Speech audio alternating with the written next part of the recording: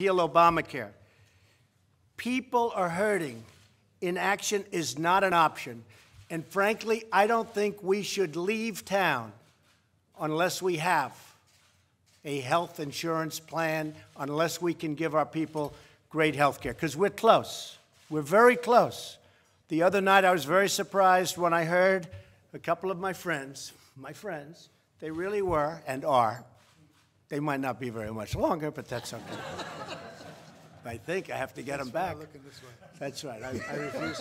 Well, no, you didn't go out there. This was the one we were worried about. You weren't there, but you're going to be. You're going to be there. Look, he wants to remain a senator, doesn't he? Okay. And I think the people of your state, which I know very well, I think they're going to appreciate what you hopefully will do. Any senator who votes against starting debate is really telling America that you're fine with Obamacare. But being fine with Obamacare isn't an option for another reason, because it's gone. It's failed. It's not going to be around. We pay hundreds of millions of dollars a month in subsidy that the courts don't even want us to pay. And when those payments stop, it stops immediately. It doesn't take 2 years, 3 years, 1 year. It stops immediately. On the other hand, and I have to say this, a yes vote will let senators debate the future of health care and suggest different ways to improve the bill. And we're going to do that today. That's what we're going to do at lunch. We are so close. The way I looked at it, we have no Democrat help. They're obstructionists. That's all they're good at, is obstruction. They have no ideas. They've gone so far left. They're looking for single payer. That's what they want. But single payer will bankrupt our country because it's more than we take in for just health care. So single payer is never going to work, but that's what they'd like to do. They have no idea what the consequence will be, and it will be horrible, horrible health care where you wait online for weeks to even see a doctor. But we're going to expand tax-free health savings account, the HSAs, to increase health care coverage, getting Washington out of the way and giving more control and funding back to the states, stabilizing exchanges so that those pre-existing conditions are protected. You listen to Schumer, and before he even knew what the plan said, he didn't see it. Most of the people in this room never saw it. And he was saying, death, everyone's going to die, death, death, death. That's the only thing they're good at. And this is a great plan. This isn't just a good plan. This is far better than Obamacare and more generous than Obamacare. Saving Medicaid, which is on an really unsustainable path, and let states spend those dollars freely. So the states are going to be able to spend the dollars. And as a smaller entity, the states will be able to take better care of a person with a bad back, with a bad prognosis, with a problem.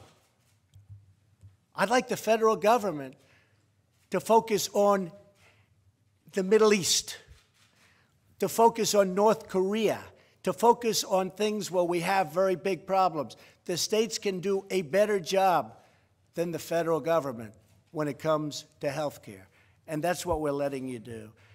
And we're committing $45 billion to help combat the opioid epidemic, and some states in particular like that. So my message today is really simple. We have to stay here. We shouldn't leave town. And we should hammer this out and get it done. And not just a repeal. Hey, it was sort of early on, along with a few of the other folks at the table. The repeal was fine. I was with. But we ought to get more than I think the people of this country need more than a repeal. They need a repeal and a replace. And we were very, very close. And then little things happened, but now we're very close again. We have to get it there. Now, with John Cornyn the other night, we had a couple of things that we put down on paper. I'm just going to read them really fast, but these are some of the things that are done, because the Democrats are always selling their plan, but they don't do that anymore. They don't talk about Obamacare anymore because they can't, because it's failed. They know it. So they're selling their plan, and we never sell our plan. If we're weak on anything, it's on letting people know how good it was. So we wrote down these few things. Repeals the individual mandate. How big is that?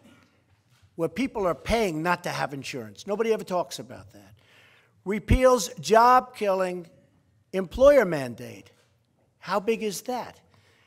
Will substantially lower premiums. And remember this, cross-country lines, cross-state lines, where you have, where it's almost impossible for insurance companies to compete in different states. We can't because of, unfortunately, the 60 votes. Put that here, but it's going to come very soon. We're putting it in a popular bill, and that will come. And that will come, and your premiums will be down 60 and 70%. People don't know that. Nobody hears it. Nobody talks about it. But your premiums are going to. We're going to have the cross-state lines knocked out, and you'll have insurance companies bidding. You'll have forms of insurance that you don't even know about right now, because that's the way it works. There's going to be tremendous competition. So your premiums will be substantially lower. Repeals burdensome taxes, big. Will restore choices. The bill also provides for expanded coverage options. So you're going to have a tremendously expanded coverage and options. Will stabilize insurance markets. The markets right now, by the way, are gone. They're a mess. And depending on what happens here, depending on what happens over the next couple of weeks, the insurance companies are all fleeing. Will protect pre-existing condition coverage. You listen to the Democrats, they say, oh, they're giving up. You're going to have better pre-existing than they had in their plan, and you're going to be protected. Will allow the use of pre-tax dollars to pay premiums. Will expand the HSAs. Will devote substantial resources to fight opioid and other substance abuse. Will provide better coverage for low-income Americans.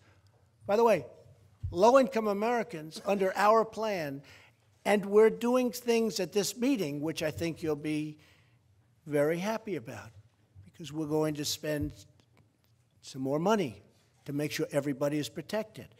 We'll provide better coverage for low-income Americans. Will improve medical outcomes for low-income Americans. Puts Medicaid on a sustainable path, which it's not on right now. Levels the playing field for states when it comes to federal dollars. Reforms major entitlements, now a principal driver of the $20 trillion debt that we have. And will redirect authority from Washington, D.C. to the states, which I've already said, where they can innovate and develop the best practices, and on a smaller basis, they'll be able to take care of people better. So we can repeal, but we should repeal and replace, and we shouldn't leave town until this is complete, until this bill is on.